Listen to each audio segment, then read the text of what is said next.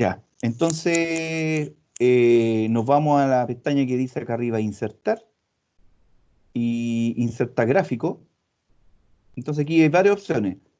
Aquí dice gráficos, ¿cierto? Entonces aquí hay varias opciones, gráficos de barra, gráficos de línea, gráficos circulares o de torta, de columna.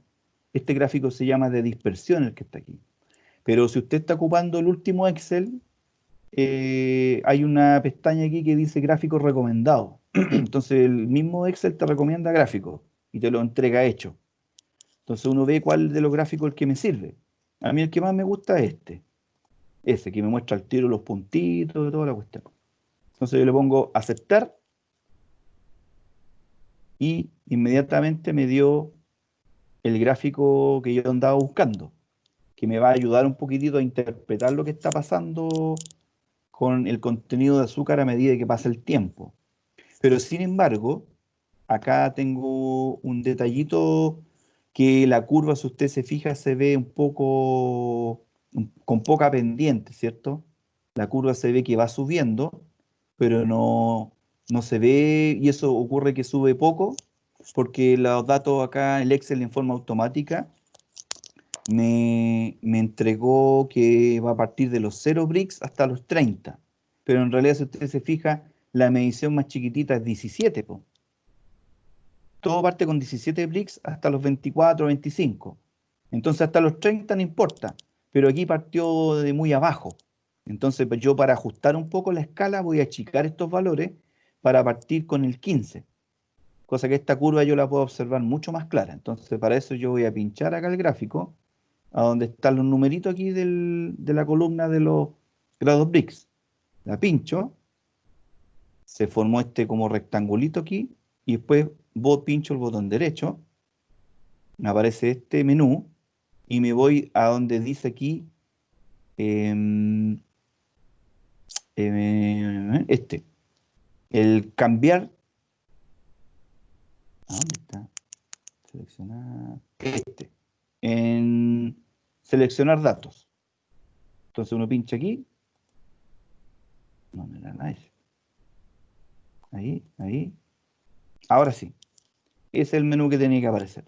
Entonces uno coloca aquí cambiar tipo de gráfico. ¿Ah? O acá nos vamos a dar formato eje, pinchamos dar formato eje, y ahí aparecen dar formato a eje, aparecen aquí al ladito los valores mínimos desde donde parte el eje vertical, parte de 0, por eso es que me queda así. Entonces yo ahora le voy a colocar que parta del 15, y aprieto Enter, y se fijan que ya me cambió el gráfico y me lo muestra mucho más clara la tendencia de la curva, porque ahora parte realmente de donde parte, o sea, como parte en 17, bueno, yo lo tiré un poquito más abajo, de los 15 grados bricks hasta los 25, 27, y me lo tiró acá el Excel. Entonces ahora sí se ve mucho más claro, ¿ah? Porque antes se veía así, po. ¿Se fijaron? Pero porque parte de 0 bricks, 5, 10, 15, pero la primera medición parte con 17, entonces ¿para qué no me sirven de nada estos de acá abajo, este espacio en blanco que está ahí? Entonces yo lo voy a ajustar de 15 ahora a 27. Entonces ahí se ve claramente, si ustedes le preguntan en la prueba, oiga, ¿qué le dice este gráfico? Este gráfico me dice que a medida que pasan los días, la madurez del fruto, debido a la madurez del fruto, esto comienza a aumentar. Aumenta la cantidad de azúcar en la fruta. ¿Ok? ¿Por qué? ¿De dónde sale este azúcar? Este azúcar que se empieza a acumular en la fruta, ¿de dónde viene?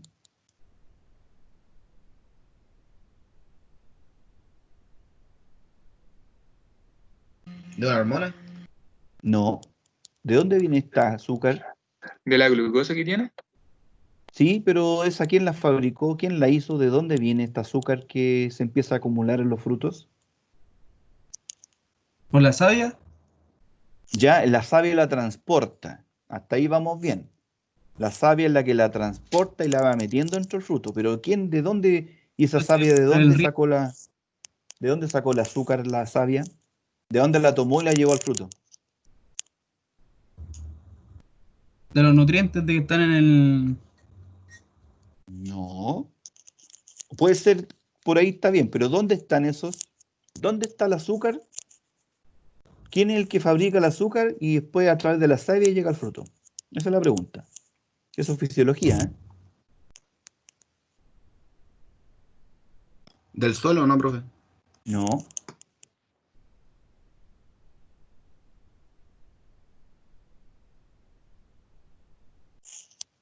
Pregunta, examen de grado.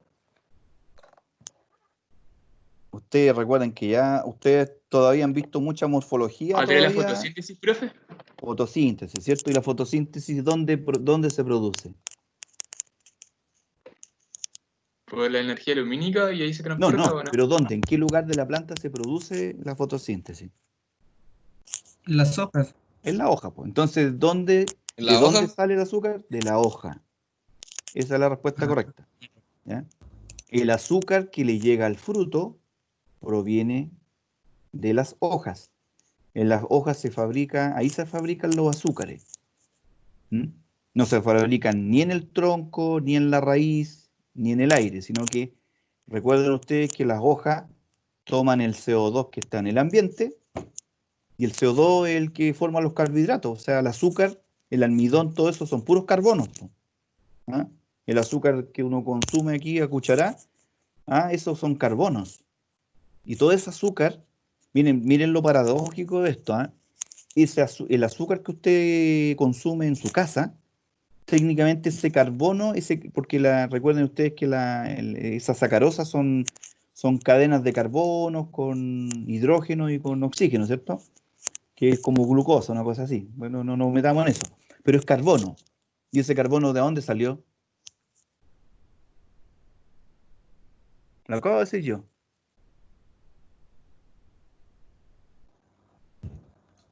¿El dióxido de carbono o el carbono? Sí, pues, del aire, po, De la imagínate. fotosíntesis No de la fotosíntesis, del aire.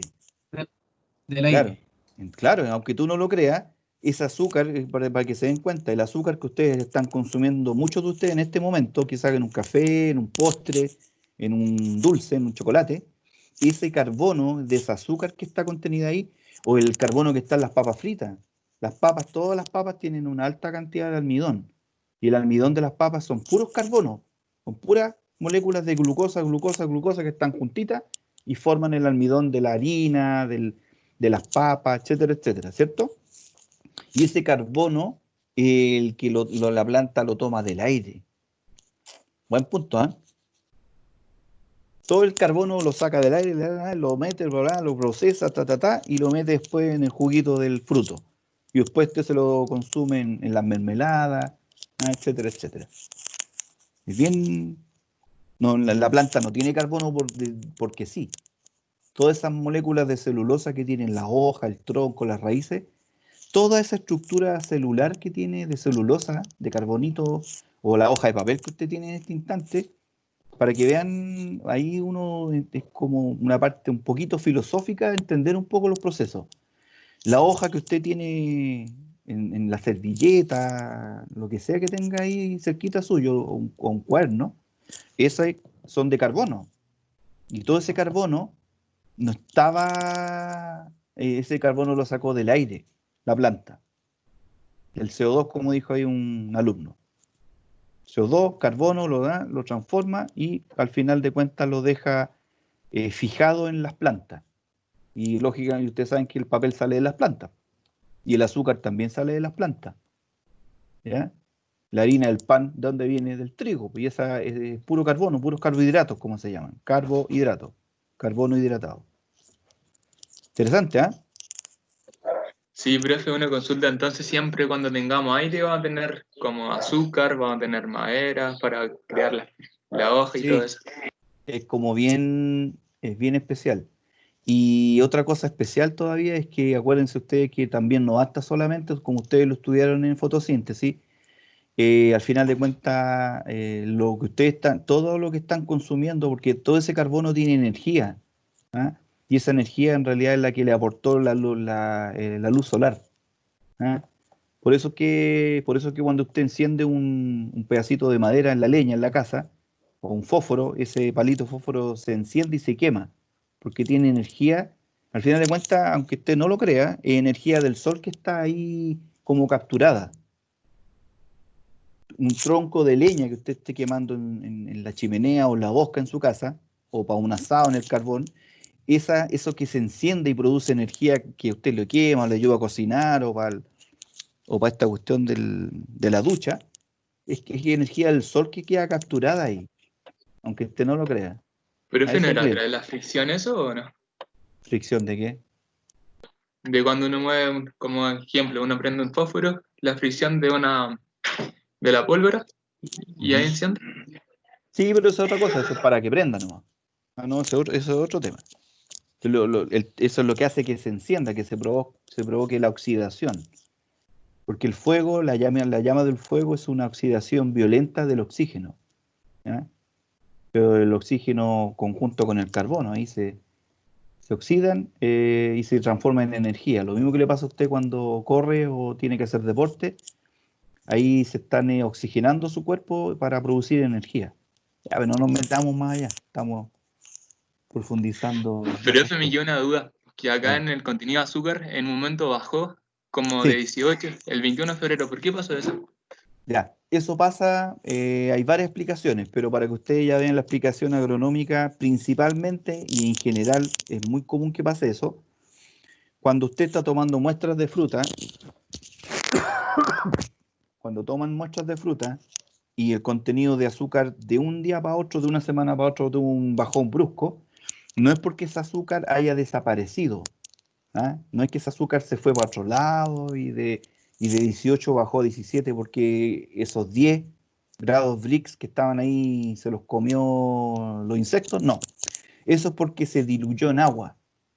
Es muy probable y es muy común, y ustedes lo van a ver más adelante cuando estén en terreno ya trabajando, que cuando pasa eso es porque seguramente el productor o el agricultor lo que hizo fue regar.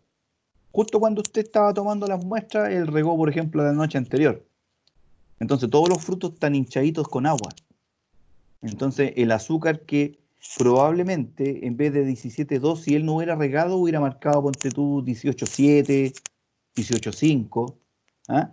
Pero esa agua que él regó, esa persona, influyó en que justo usted cuando tomó esa fruta y la llevó por el laboratorio, esa fruta tenía más agua. Estaba recién regada. Entonces, como tenía más agua, se disolvió igual que echarle más agua al azúcar, ¿no? Entonces queda un poco más desabrido. Pero ya la semana que viene se retoma el proceso de nuevo y se puede medir bien. Entonces estos datos no es que estén malos, tienen una explicación. Normalmente la explicación de cuando baja el azúcar en las plantas, cuando baja el azúcar, si iba bien, iba subiendo, subiendo, de repente se pegó un bajón, o sigue bajando, es porque usted la está regando mucho. Profe, ¿Ah? ¿Sí? una consulta. Si al último mes, del 14 de abril, requiere un 24,7 BRICS, como dice ahí, Sí, y se supone que con 23 BRICS ya se puede cosechar, y si sí. tiene menos, no llega a los grados BRICS que corresponde, ¿no se cosecha o qué puede hacer ahí? No se cosecha igual. Lo que pasa es que hay varias consecuencias. Se supone que ustedes lo van a aprender después en fruticultura, que se supone que el agua, lógicamente, es el principal amigo que tiene la planta para poder hacer hartas cosas, ¿cierto? Pero cuando ya estamos próximos a las cosechas, ponte tú un mes antes de cosecha o 2 semanas antes de cosecha, uno debería empezar a bajar los riegos, ¿ah? Principalmente para poder concentrar ese azúcar, porque si uno jamás para el agua, el azúcar que tienen los frutos no se diluye mucho y la fruta sale desabrida, po. Salen unos frutos muy lindos, bonitos, grandes, pero con el azúcar muy diluida. ¿Qué es lo que pasa? Suponte tú que y otras cosas que influyen harto en que la fruta no madure, hablemos ya derechamente que la fruta no madura, es porque el clima está muy fresco, por ejemplo. Por ejemplo, que del 15 de febrero en adelante, por ejemplo, el verano se acortó. En vez del verano durar hasta fines de abril, el verano duró más o menos hasta el 15 de febrero o de marzo, hablemos acá, 15 de marzo, y se nos vino muy luego el otoño. Las temperaturas bajaron rápidamente, entonces que ha pasado otro año, que el verano es corto, entonces la fruta no madura, porque la fruta necesita calor, el calor ambiente, la temperatura para que siga madurando. Si usted le baja la temperatura, igual que lo del refri, por eso es que metemos las cosas al refrigerador, para que dejen de madurar, ¿cierto? Y dure un poco más de tiempo. Entonces, si usted le baja la temperatura al clima, porque el año es así, la fruta deja de madurar.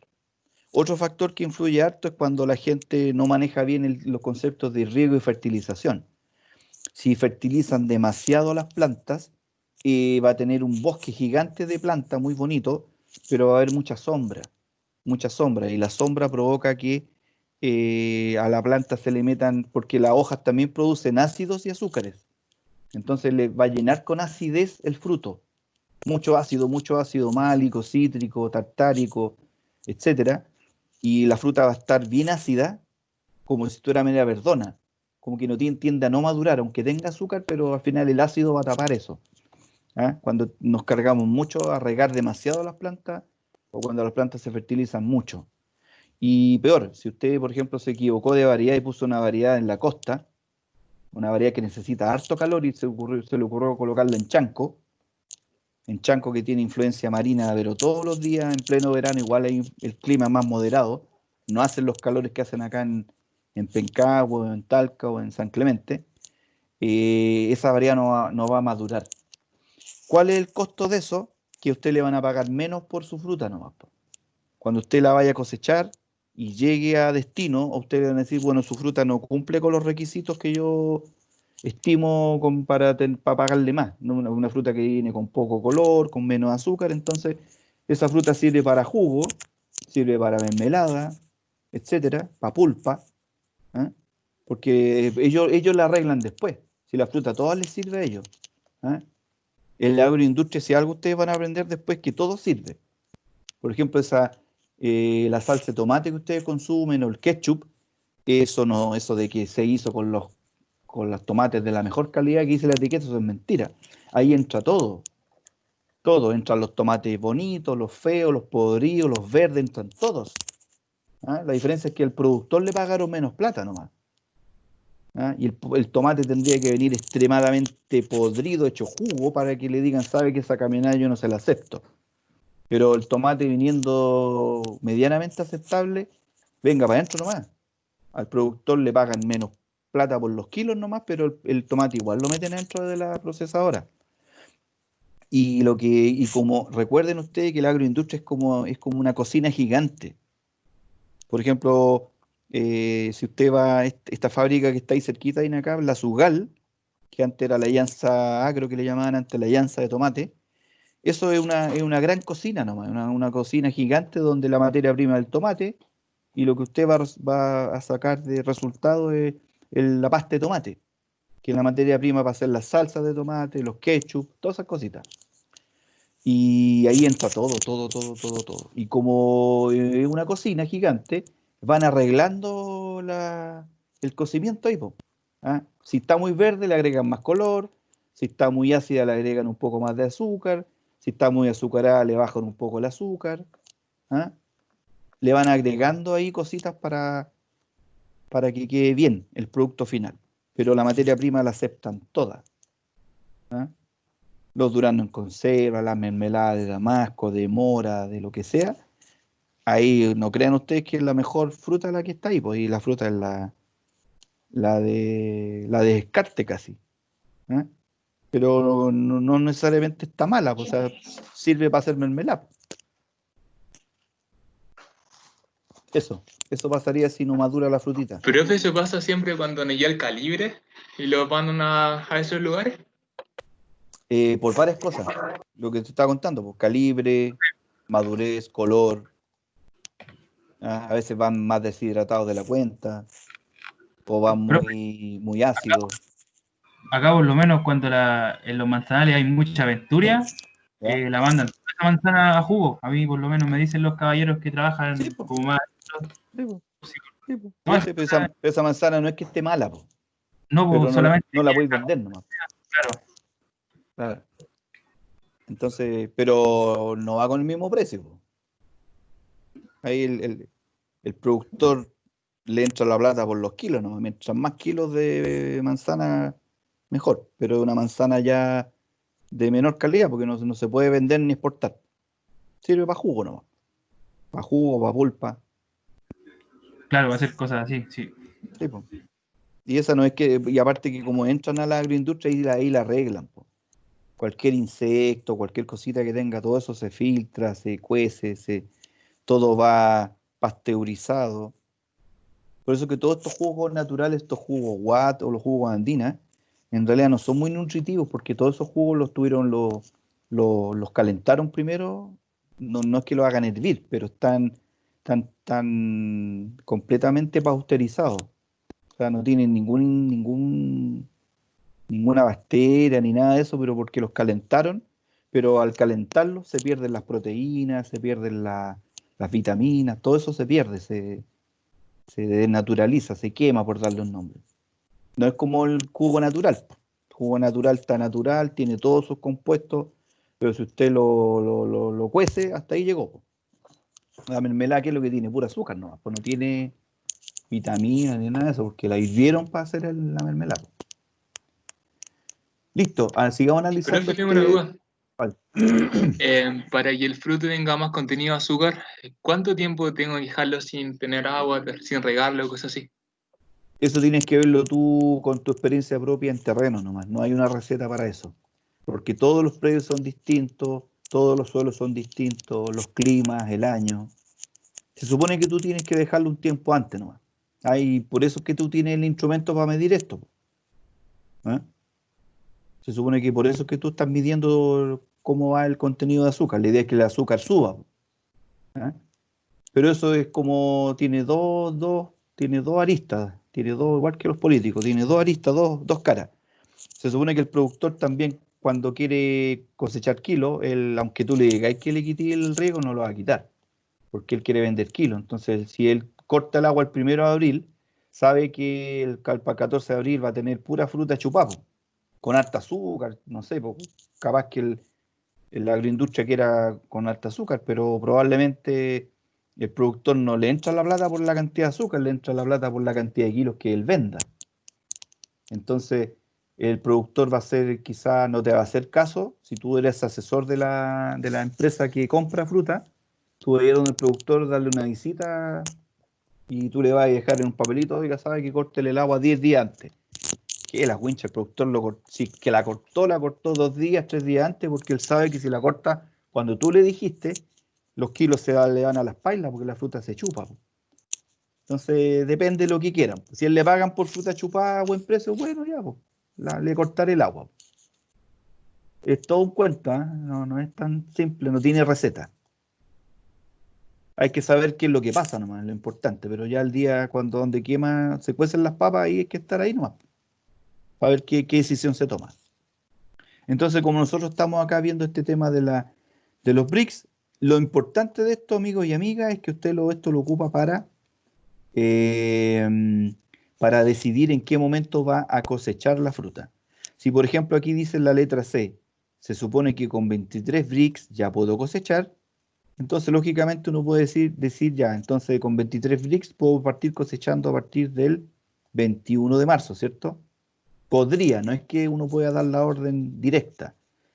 Una vez que están todos los requisitos para la cosecha, usted tiene que asegurarse, llamar a toda la gente, a todos los involucrados y decir, oye, ¿sabéis que queremos partir la cosecha este otro lunes? ¿Están todos de acuerdo? Ya, está todo ok, partamos. Puede que alguien diga que no, porque de repente dice, no, ¿sabéis que me gustaría que llegara a 24? Entonces esperémoslo una semanita más. Entonces esperamos otra semana, pero ya al menos ya cumplimos la meta de los 23. Que de ahí para adelante la fruta más o menos va a ir bien, pero tampoco podemos dejar no podemos cosecharla el 30 de abril, o si no va a ser una mermelada en vida, mucho azúcar, lleno de chaqueta amarilla y no tiene Profesor, sentido. ¿Sí? ¿y eso para medir el contenido de azúcar, cómo se hace por cuartel? ¿Por alguna hilera o...? Sí, acá o- tengo un monito, mira. Un monito que hice en la mañana.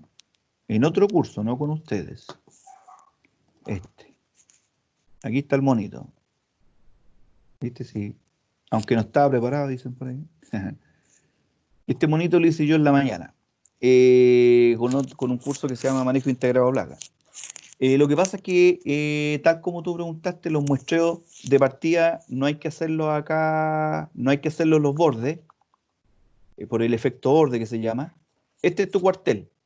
¿Ah? Entonces tú el monitoreo no lo puedes hacer ni a la entrada de la hilera ni a la salida. Tampoco puedes hacerlo acá en las hileras de los bordes. Ojalá en las primeras 2, 3 hileras no hacer nada, no tomar muestras ahí, porque esas están influenciadas por el efecto borde, que se llama, porque estas hileras que están acá en la orilla son las que les llega más viento, les llega más sol, les llega más tierra. Hay veces incluso que les llega más fertilizante, les llega más de todo. Incluso si uno revisa las hileras que están a orillas de calle del fondo, no de calle de la carretera, sino que dentro de las divisiones, ustedes se van a dar cuenta que estas hileritas son más grandes que las otras. Son como más vigorosas. Como si estas las hubieran alimentado más que las otras del medio, las de acá adentro.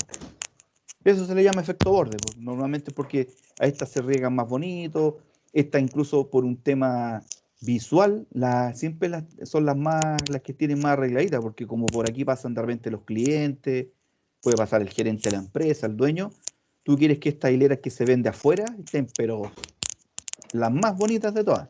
Entonces a estas les hacen todos los manejos, siempre van a estar preocupados de esta hilera, pero estas no te sirven para sacar la muestra. ¿Tú dónde tenés que sacar la muestra? En estas que están aquí, en esta. ¿Ya?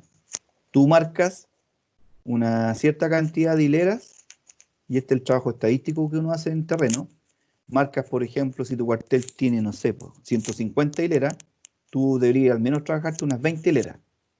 20 hileras, entonces ahí tú vas calculando, cada tanta hilera la marcas por fuera. En la entrada y la salida queda marcadita para que siempre ingresen a la misma hilera. Después avanzan hacia el interior de la hilera y marcan un entrepalo. Esto que está en amarillo. Marcan un palo aquí, un palo allá, lo pintan con un spray. Y de esta hilera ustedes sacan las muestras. ¿Eh? Sacan las muestras de aquí, después la otra hilera más acá, después más allá, pero todo más o menos parejito, homogéneo. ¿Eh? Cosa que todas estas muestras que sacaron representen al cuartel. ¿Mm? Y ahí hay diferentes formas de sacar las muestras, eso va a depender mucho de la forma del cuartel. ¿Ah? Se pueden sacar en zigzag, o se pueden sacar en X, ¿ah? Pero la idea es que sea un muestreo también representativo. ¿Ah? Hay gente que saca las muestras, saca una de aquí, camina un poco para acá en zigzag, saca otra de acá, después otra de acá, después otra de acá, entonces hace un zigzag y va sacando un poco de aquí, un poco de allá y va sacando muestras. Otros sacan muestras siempre en el mismo lugar. Siempre aquí, siempre aquí, siempre aquí, pero que represente todo.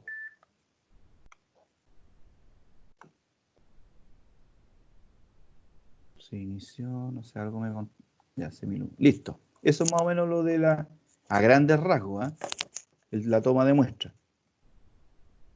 Hay varios procedimientos para eso. Y en segundo lugar, la toma de muestra también tiene que ver en qué parte usted la va a tomar. Ya como estamos hablando también relacionemos la matemática con la parte agrícola nuevamente. Los monitoreos se hacen lógicamente en los sectores que usted necesita sacar la muestra, no en todo el árbol. ¿Ah? Si los insectos están en el suelo, lógicamente tiene que sacar las muestras de aquí.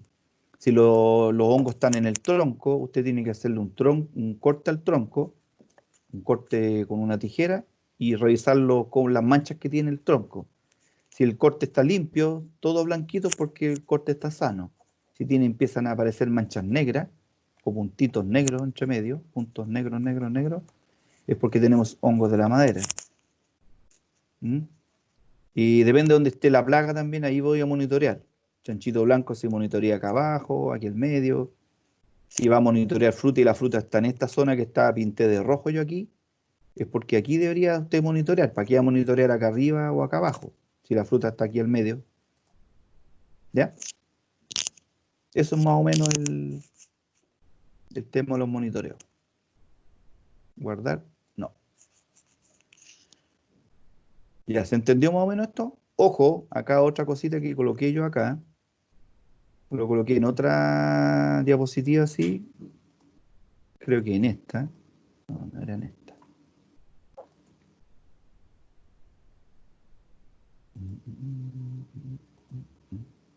No sé en cuál está. Pero en una de estas, parece que fue aquí, po. Yo les coloqué a ustedes que no hay resultados buenos ni malos. ¿Ya? Parece que tiene que ver con el... A ver, voy a irme al gráfico, como lo tengo hoja 2.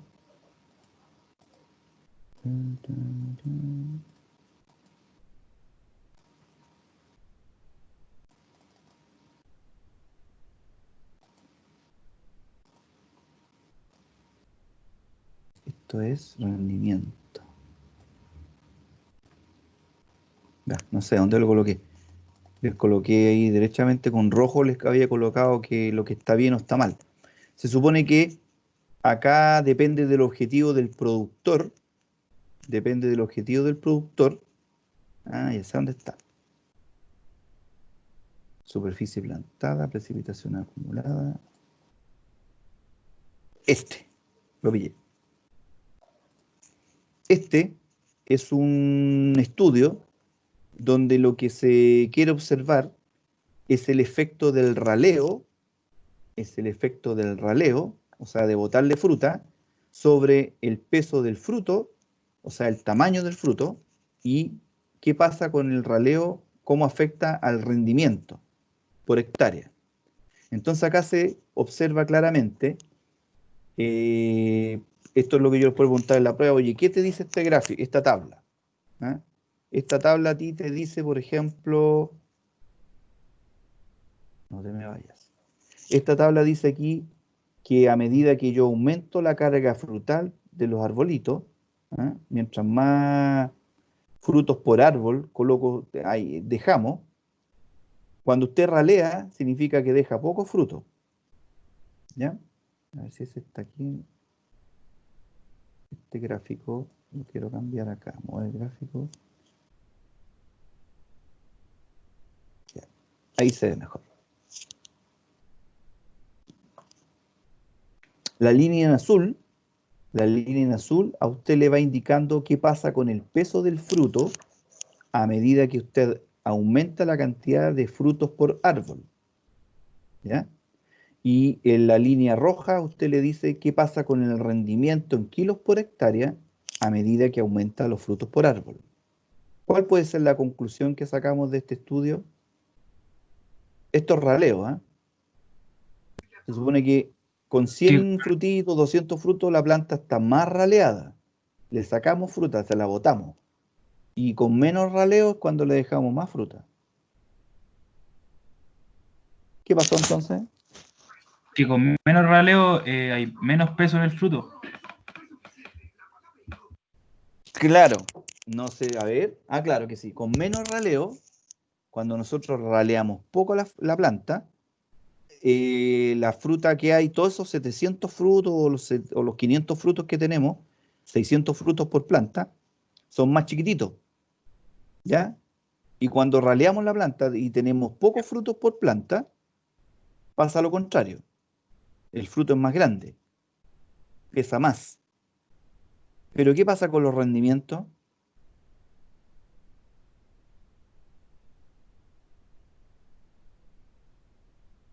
En kilogramos por hectárea, ¿cómo anduvo eso?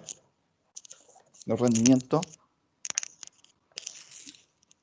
Yo creo que con mayor Sube. raleo, ¿Ya?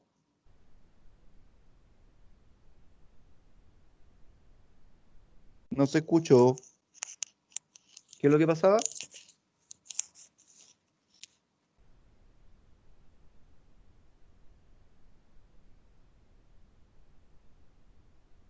¿Qué pasó con el rendimiento al final?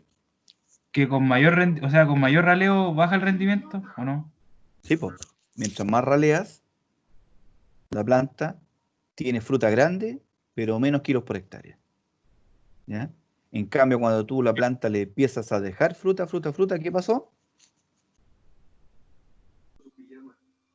Hay harta fruta, pero pequeña, o de Claro, poco calidad.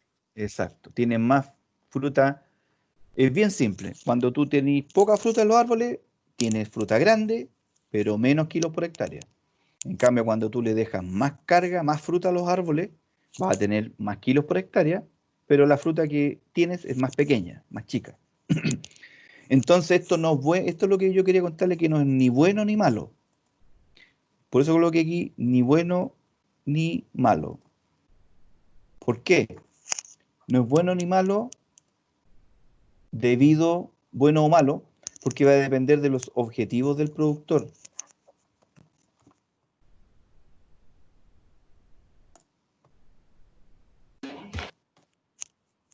¿Ya? Significa que si el productor quiere sacar kilos, bueno, a él le conviene dejarle harto. Él quiere sacar kilos, porque él ya tiene claro que sacando kilos, 700, 600, 500, 600, 700 frutos por árbol, él saca más kilos por hectárea. La fruta es más chica, pero su objetivo no es vender fruta probablemente al mercado exportador, ni al supermercado, sino que su objetivo es venderle la fruta a la agroindustria. En cambio, si la persona quiere exportar fruta de un buen calibre, de un buen peso, de un bonito color, etcétera, de una buena presentación, entonces a él le van a pagar por esa calidad de fruta. Pocos kilos va a sacar, pero le tiene que compensar. Entonces, insisto, no es bueno ni malo porque depende de los objetivos que quiere el productor. Para el productor que quiere sacar hartos kilos, va a ser malo, lógicamente, ralear las plantas. En cambio, al revés, si la persona quiere sacar calidad y tamaño, sí va a ser bueno dejarle menos fruta a las plantas. Porque si le deja más, va a vender fruta más chica y no se la van a comprar a ese valor, a lo que él esperaba. ¿Consultas, dudas de eso? Entonces hay que ser bien criterioso con eso. ¿Ya? Uno no tiene que encasillarse con la idea de decir, no, si esto es bueno o malo. Siempre hay que pensar qué es lo que quiere el productor, qué es lo que quiere su jefe, qué es lo que quiere el dueño del predio o la exportadora donde usted trabaja. ¿Qué es lo que quieren Profe, ellos? ¿Ah? entonces si el productor quiere exportar fruta buena, de buena calidad, tiene que hacer un mayor raleo para que la fruta esté Tiene que con... ralear. Sí, Ya. tiene que ralear. Y Tiene que cuando ralear. quiere, ahí si quiere no la raleo. No, pues, ahí no, ahí para qué, si le importan los kilos nomás, pues. Ahí no le, seguramente, igual seguramente le deben pedir algún requisito, no creo que tampoco entre todos, así como llegar y mandar lo que sea, pero ahí le tendrán que decir en la agroindustria, bueno, qué es la fruta ideal para ellos, para jugo, para mermelada, no sé, po, o para conserva. Entonces ahí se van encasillando, ¿cierto? Pero no creo que sea esta de acá, po. No creo que sea esta de acá de arriba. Deben ser estas frutas de más o menos de por acá. ¿Mm? Porque como va en jugo, pasta, mermelada o va en conserva, tú ahí no ves más que lo que se ve, ¿no? Está bien, bien maquillada, entonces no es fruta de la más bonita. Ya, ahora les voy a hacer unas consultas acá. El gráfico, esta tabla que está, este gráfico que está ahí, ¿cuál es el mensaje que usted le entrega solamente con la información que está ahí? ¿Cuál es la información que entrega todo esto que está aquí para ustedes? Mírelo bien primero, no me digan al tiro. Mírelo bien, léalo. Si tiene En alguna base duda, al riego, he pregúnteme. tenido un mayor rendimiento de kilos por hectárea. Ya, muy general tu opinión. ¿Qué otra analiza más el gráfico? Analícenlo bien. Denme una opinión más agronómica.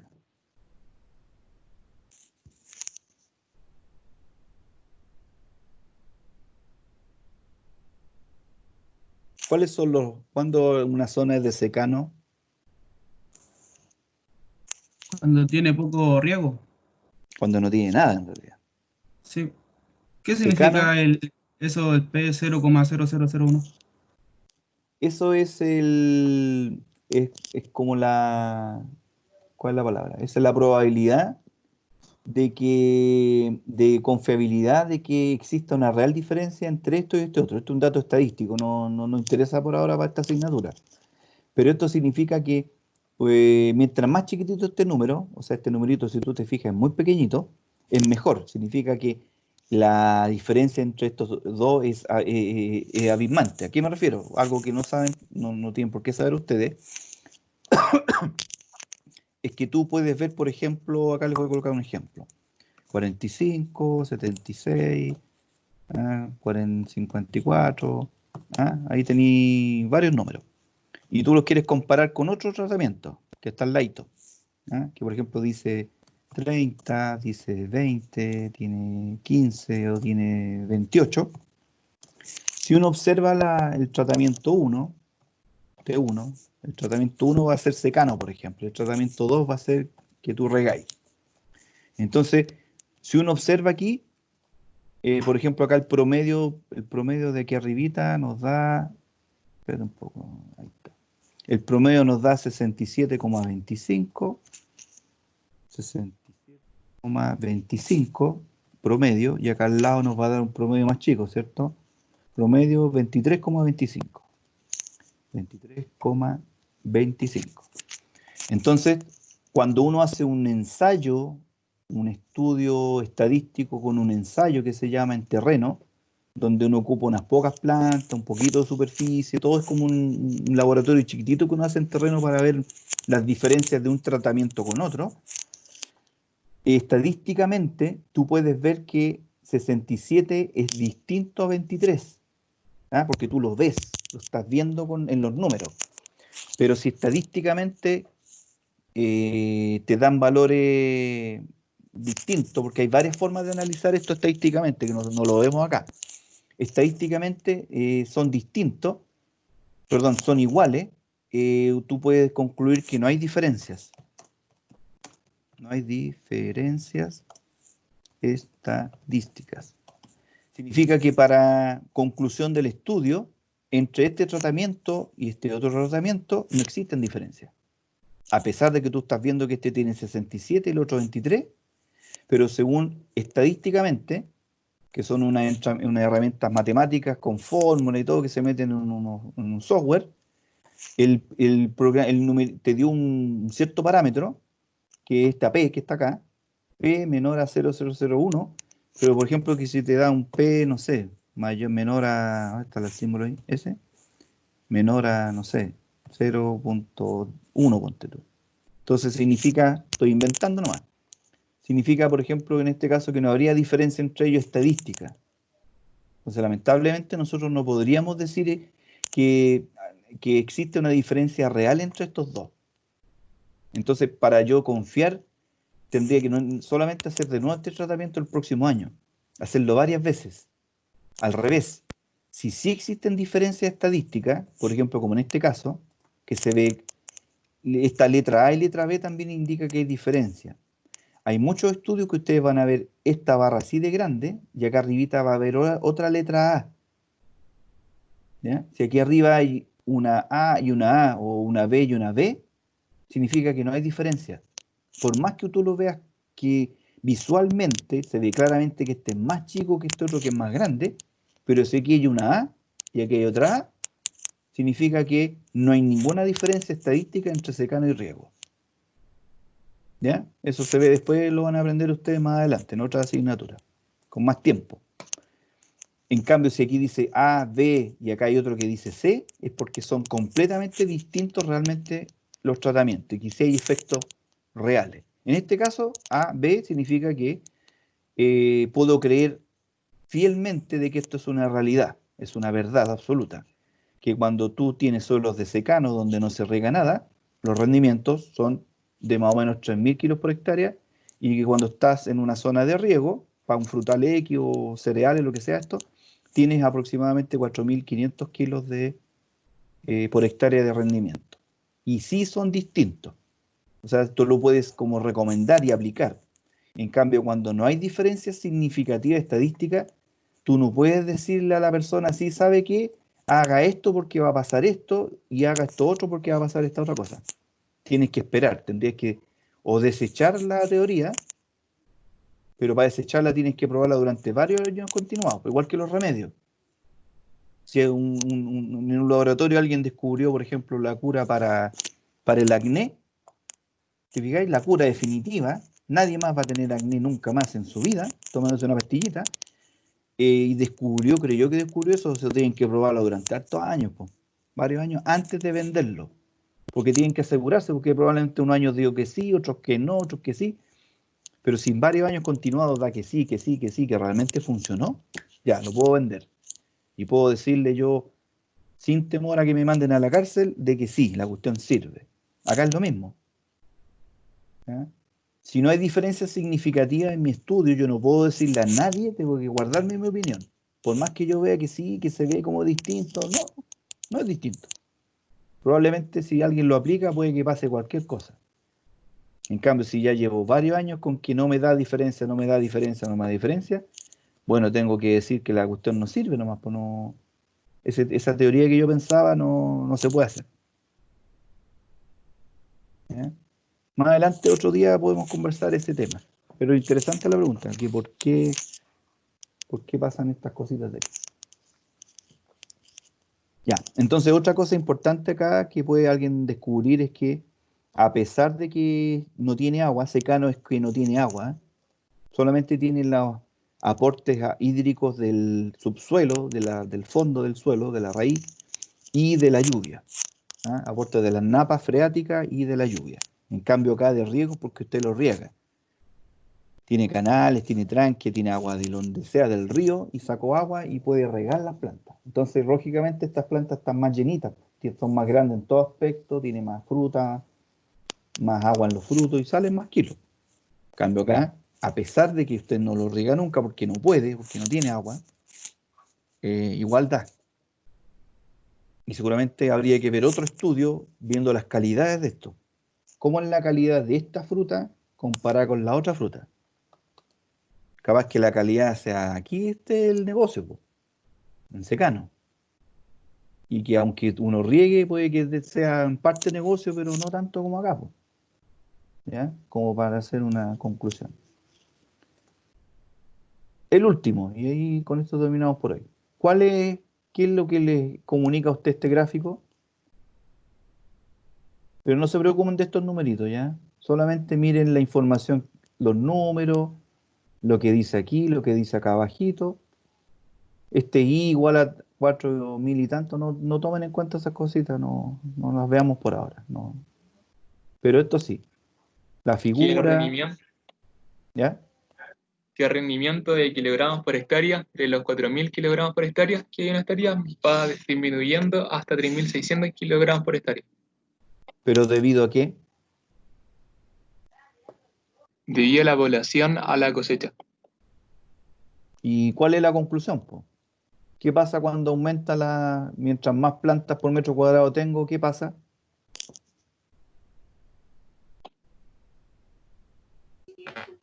Baja el rendimiento, profe. Sí, pues, baja. Eso es lo que uno tiene que interpretar acá. Que a medida que aumenta el número de plantas por metro cuadrado, dice ahí, los rendimientos por hectárea van bajando. Y probablemente eso es por competencia. Y también, si usted se fija, la cantidad de plantas por metro cuadrado, si son 25, 30, 35, 40 plantas por metro cuadrado, ¿qué serán esos, cultivos o frutales? Cultivo. Cultivos, ¿cierto? Porque va a ser medio difícil meter 40 árboles dentro de un metro cuadrado, ¿cierto?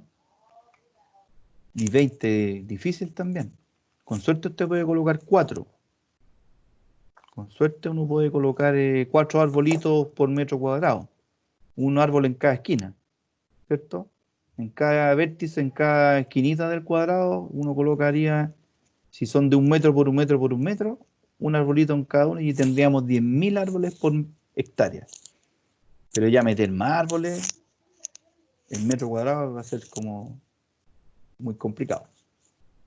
Ya, entonces, lógicamente estas pueden ser hortalizas, puede ser maíz, trigo, ¿ya? Flores, donde uno mete harta cantidad de plantas en 1 metro cuadrado. Y por competencia, mientras más plantas uno mete en 1 metro cuadrado, los rendimientos de esos van a bajar. Porque estas 40 plantas van a alimentarse con la misma cantidad de alimentos que se alimentan estas otras 20. Entonces, estas 20 plantas de acá les va a tocar el doble de agua, de azúcares, de minerales, de luz, de suelo, el doble que estas 40 de acá, que le va a tocar la mitad. Entonces, por eso que baja, por competencia. ¿Ok? Ya, eso es por hoy. Revisen los videos, porque los videos que voy a ir subiendo más adelante van a estar diferentes, no necesariamente esta clase, pero ustedes pueden ver esta clase, la tendrían que ustedes ver acá en el video que queda aquí, en el Teams, la del curso. Pero yo a YouTube voy a subir clases más generales, de cualquier curso que yo estime que estaba como completa la explicación. Profesor, ¿y cuánto van a durar las clases aquí en Teams? Disculpe, recién me vengo conectando. ¿Cómo cuánto van a durar?